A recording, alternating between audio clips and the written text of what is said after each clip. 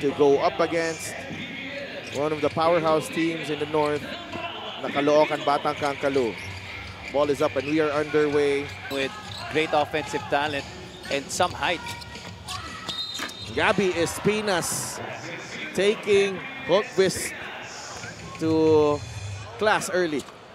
Parang kumbaga won't go. Imperial on the break. Shaq. McCarthy is open. 3 is good. Great last-minute pass right there by Shaq Imperial. Cabanag, corner 3 from Casin is good. This is a good matchup at the two-guard spot. Rashawn, capable scorers. Imperial draws the foul, and that will count. And I also am looking forward to how this matchup develops. Seen after managing a few teams here in the MPBL, hanggang nalaman niya available ang Cebu franchise dito. No-brainer daw ito, being born in Cebu and knowing the passion. Playing with a lot of fellow Bisaya players. Martel drives the hang-time move from Leon Martel. He's a good addition to this team. That won't go. Hultqvist secures the rebound. Daryl Manliguez looking to push. Meneses steps out to the three-point line. What a closeout by Gabby Espinas, but Mark Meneses, not Espinas, the sprint of Manliguez to Martel. Too strong. Meneses with a stick back.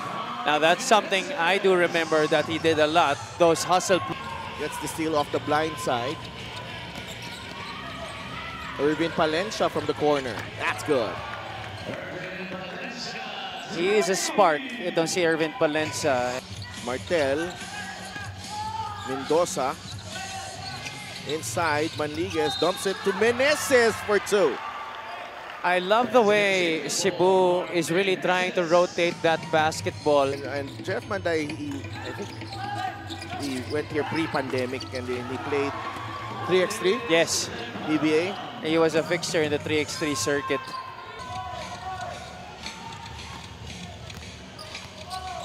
Takes the handoff, JJ Manlangit, and knocks down the jumper.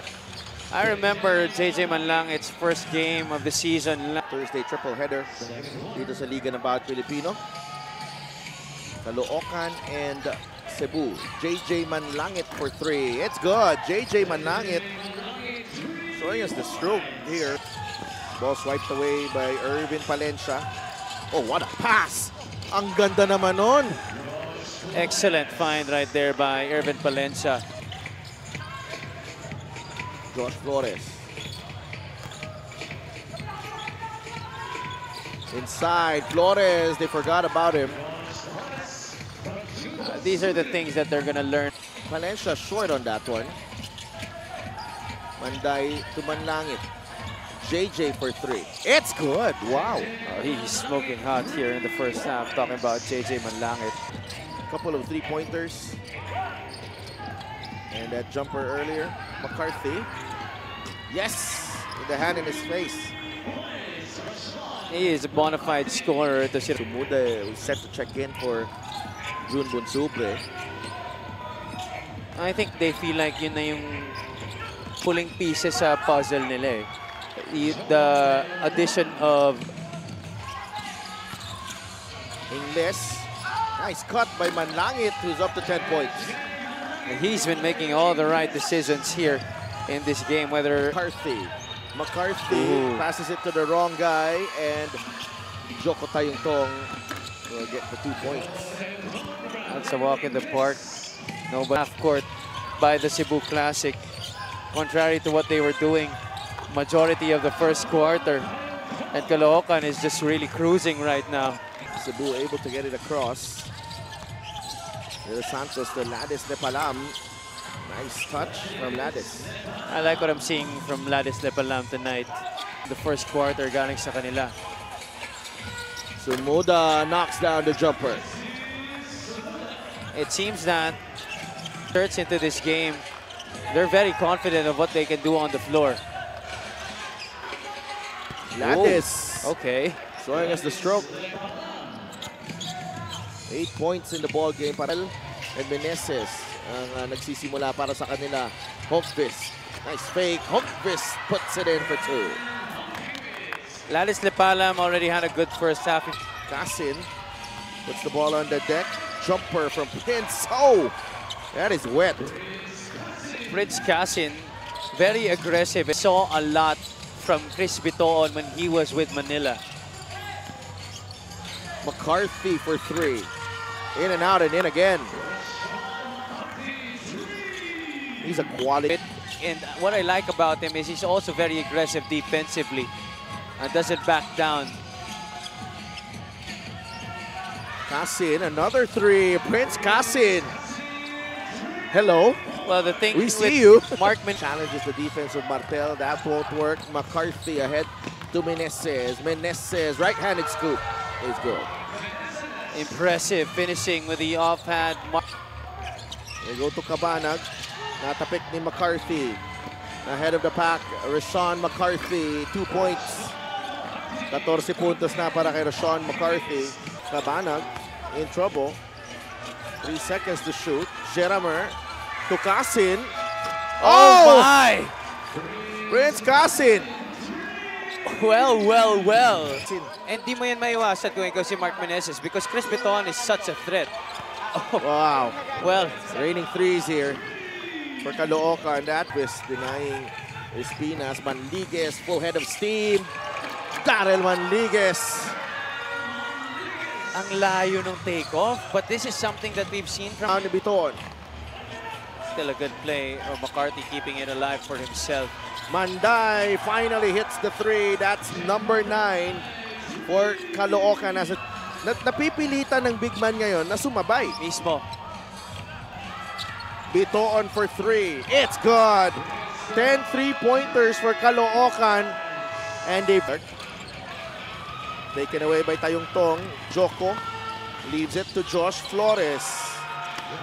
At yung maganda sa kanila, you know, they know exactly where their teammates are gonna be on the floor. Martel, the basket plus the foul. They really needed that to avoid getting into a deep hole. And then, you know, wait for the ball. Wala, hindi mo makukuha yung timing mo eh. Manday attacks and scores. That looked very clean to me. Manligues to Tampos. 3 ball is good. Shooter.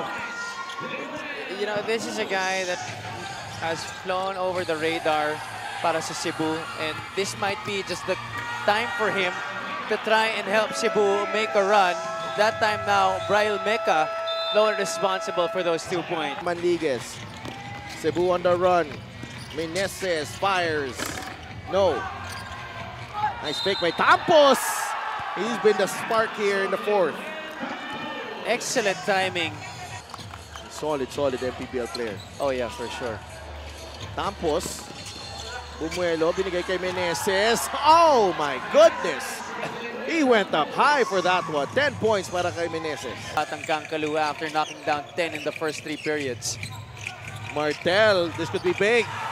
Leon Martel trims the deficit to 7.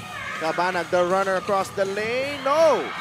Ang tapik to Manligues. Ahead to Mecca. Brian Mecca makes it a 5-point game. This is exactly the... Jeramer getting too casual there. Sees a gap in the lane. Layup is short. Meneses with a rebound. Quickly to Manligues. It's a 3-on-1 break. And Brian Mecca finishes it. And he can't call, Coach Ronnie cannot call a timeout. It's a wild shot from Chris Bitoon. And Brian Mecca with a defensive stop. Tampos! Oh my goodness! Slow. Galing na naman kay Manligues no? 9 assists in the game for Darrell Manligues. Cabanag off-balance shot is good. Under 3 minutes to play. 5 puntos na si Jeramer Cabanag. Manligues nagmamadali. Tampos bumuelo! Tampos! 11 points in the 4th. Tanungin to ng ano eh. Sino po? Sino po sila? Cabanag with a jumper. Oh, the poise of Jeramer Cabanag there on full display. 7 in the ball game. Tampos. Oh! Tied game! Guess. Si Martel, he goes to Mecca. Nice fake by Mecca. Off the glass and in! Cebu in the lead. Labas kay Cabanag. That's a 3 from Jeramer. That is short. Rebound ni Meneses. Ahead to Mecca. Brian Mecca fouled.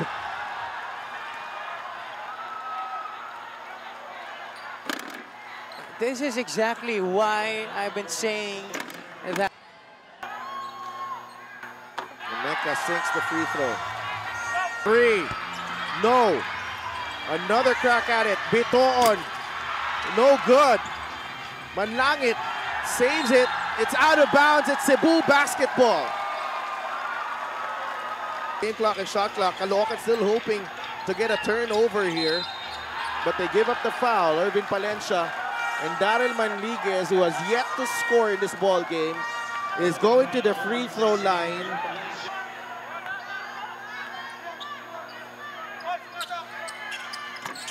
Four-point game. One defensive stop. Cabanag launches the 3. It's good. We're far from finished here. 7 seconds remaining. It's a 1-point game. Into this contest, Martel receives the inbound and he is fouled by Gabby Espinas. 5 seconds remaining. Caloocan, so they have to go all the way immediately. 77-76, Martel, second free throw, no good. Agawan sa bola, scramble, Cabanag, Tumanday, and Cebu will escape with a victory, a stunning win over Caloocan. Boom Boom Tampos. Welcome back to the MPBL Cebu. Welcome to the MPBL Limuel Boom Boom Tampos. From the Blancas Golden Knights, by the way. Diyan ko siya nakikita. Diyan ko nakita siya sa page na yan. Boom Boom Tampos. Ibang klase ang pagpakilala mo dito. Best player of the game brought to you by 1xBet.